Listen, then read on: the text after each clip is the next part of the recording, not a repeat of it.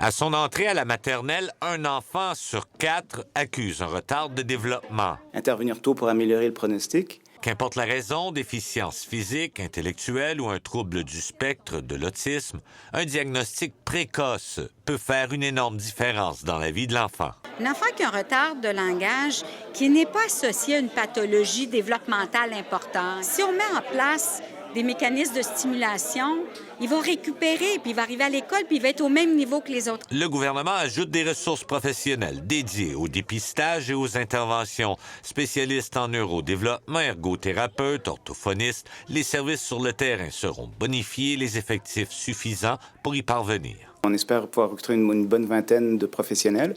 Quand on avait déposé le projet au mois de janvier, je ne sais pas si vous vous souvenez, mais on avait eu l'appui de tous les ordres professionnels. Donc, on croit que si les postes sont attrayants, les postes vont se remplir. Actuellement, pour un enfant qu'on soupçonne atteint d'un trouble du spectre de l'autisme, l'attente d'un diagnostic est beaucoup trop longue. C'est à peu près plus qu'1 an d'attente pour l'évaluation diagnostique. Puis là, c'est une autre année d'attente.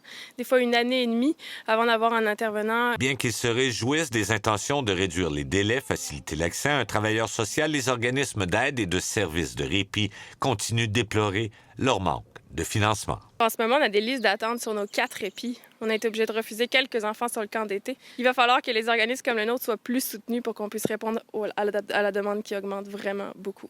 En tout, ce sont 88 millions de dollars que le gouvernement entend investir d'ici 2024 en mesures de soutien aux enfants et à leurs familles. Jean-François Desbiens, TVA Nouvelles, à Sherbrooke.